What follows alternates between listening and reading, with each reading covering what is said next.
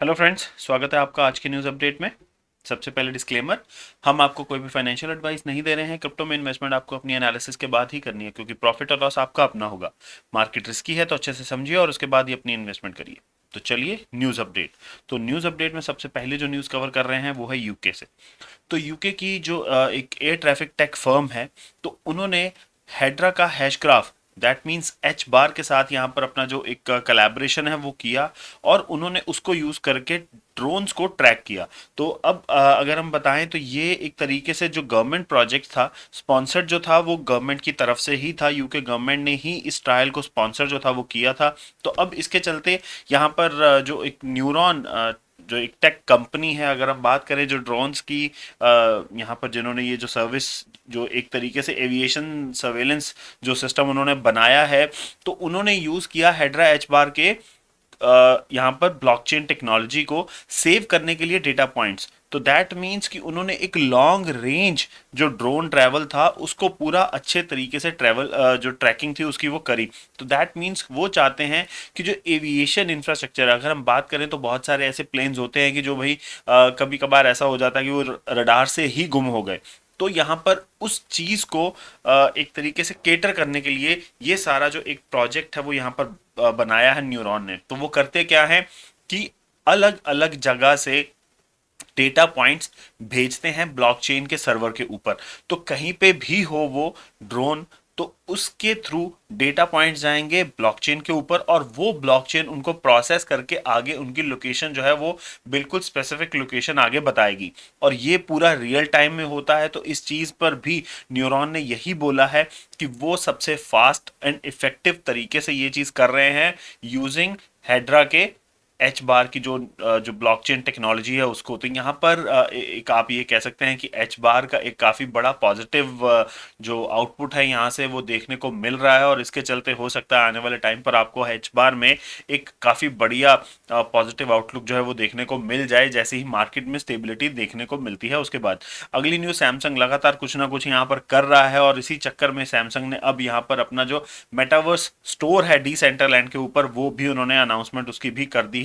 तो मेटावर्स ने ये जो स्टोर बनाया वो पूरा रेप्लिका है उनके रियल वर्ल्ड स्टोर का, जो कि उनका न्यूयॉर्क सिटी में है। तो वही सेम यहाँ पर उन्होंने वो जो स्टोर है वो वहां पर उन्होंने डिसेंट्रलैंड में बनाया है। तो अब यहाँ पर डिसेंट्रलैंड आप देख सकते हैं, सैमसंग जैसा बड़ा ब्रांड यहाँ पर डिसेंट्रलैंड के साथ जुड़ चुका है। दैट मीन्स माना कॉइन के साथ जुड़ चुका है, और अब आपको माना में थोड़ी सी और एक गेन जो है वो देखने को मिल सकती है आने वाले दिनों में।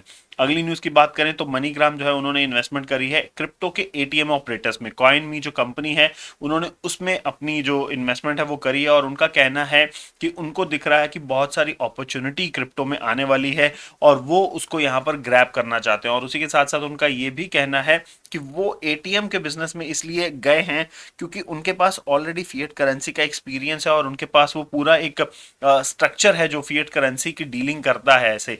तो उनके अकॉर्डिंगली अब वो क्रिप्टो के एटीएम्स लगा सकते हैं काफी जगह पर, जहां पर वो फिएट करेंसी में कन्वर्जन भी दे सकते हैं।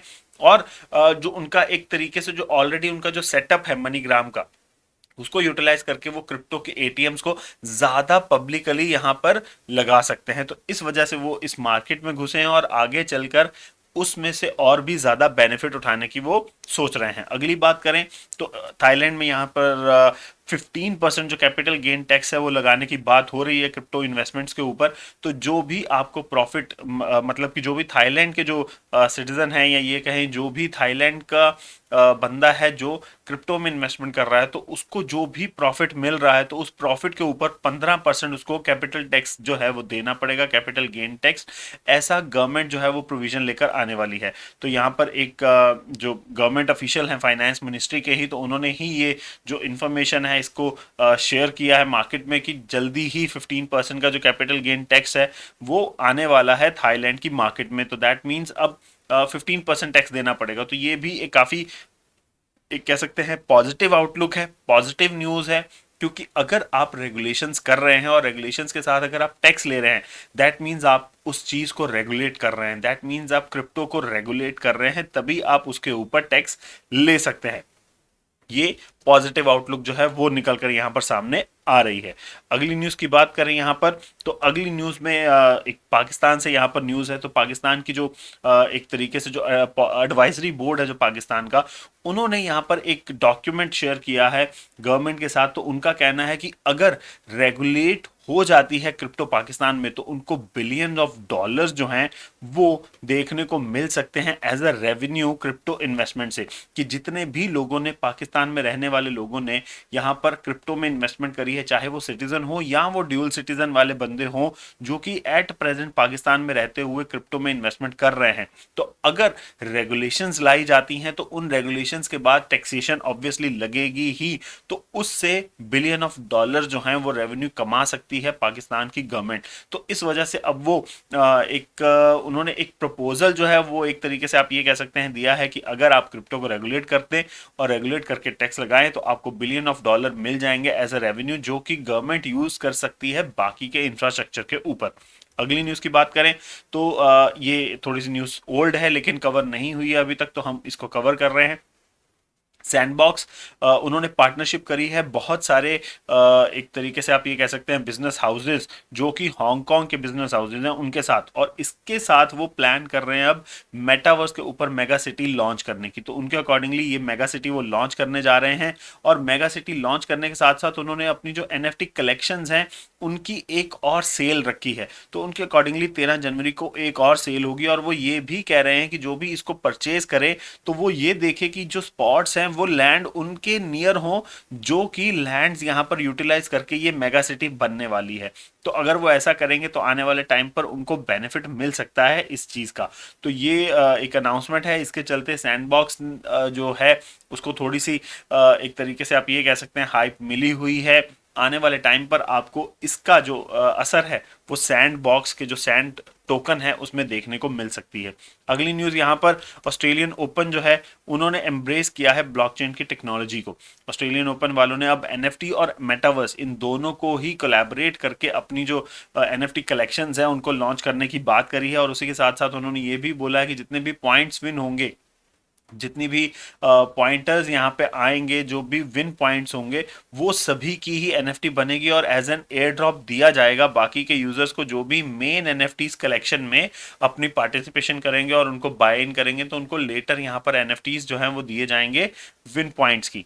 तो अब अगर बात करें हम इनकी प्राइस की, तो आने वाले टाइम पर इसकी क्या प्राइसिंग रहेगी, इसका क्या बेनिफिट रहेगा, अभी नहीं कहा जा सकता, क्योंकि एनएफटीज की जो मार्केट है वो अभी एक एक्सपेंडिंग मोड में है, अभी बहुत ही इनिशियल स्टेज पर है। अब अगर ऐसे बड़े बड़े ब्रांड जो हैं एनएफटीज के मार्केट में आएंगे तो थोड़ा टाइम लगेगा। इनिशियली हो सकता है वो हाइप में ज़्यादा वैल्यू पे चले जाएं, लेकिन लेटर जब एक आपको मार्केट प्लेस पता चलेगी तो उसके बाद आपको वो डाउन में भी मिल सकते हैं लेकिन अप में भी जा सकते हैं। तो ये वही है, रिस्की मार्केट है एट प्रेजेंट। आपको इन्वेस्ट करना है या नहीं करना है तो आप अपनी एनालिसिस या अपने एक तरीके से रिस्क के साथ ही आप अपनी जो इन्वेस्टमेंट है इसमें वो आप कर सकते हैं कि आपको कितना लगता है कि आप कितने तक का रिस्क ले सकते हैं, और उतनी ही अमाउंट जो है वो आप अपनी इन्वेस्ट कर सकते हैं। अगली न्यूज़ की बात करें तो सिरम ने यहाँ पर बोला कि वो $100 मिलियन का जो फंड है वो इकट्ठा करने जा रहा है डीफाई ऑन सोलाना के लिए। तो दैट मीन सोलाना के ऊपर डीफाई को लेकर आने के लिए वो ये जो फंड है वो उसको इकट्ठा कर रहे हैं, सो दैट कि वो जो एक तरीके से जो सोलाना का इकोसिस्टम है उसको एक्सपैंड कर दें। और सेरम की बात करें तो वो ऑलरेडी 70 मिलियन जो है वो फंड इकट्ठा कर चुका है, बाकी के 30 मिलियन अभी भी इन प्रोसेस हैं। तो जैसे ही ये सब हो जाएंगे तो वो ये जो सारी अमाउंट है उसको सोलाना के इकोसिस्टम को एक्सपेंशन के लिए लगा सकता है। अगली न्यूज़ यहाँ पर, इंडिया की जो एक टेक कंपनी है इंडिया टेक, तो उन्होंने यहाँ पर फाइनेंस मिनिस्ट्री के अंदर अपनी रिक्वेस्ट भेजी है कि अगर आप जो क्रिप्टो की जो बिल आ रहा है उसके बारे में अगर क्लैरिटी नहीं दे सकते हैं अभी पूरे तौर पर तो वो तो कोई बात नहीं है, लेकिन अगर आप जो फाइनेंस का जो बिल आने सॉरी जो यहाँ पर अपना सॉरी मैं वो टर्म ही भूल गया हूँ अचानक से।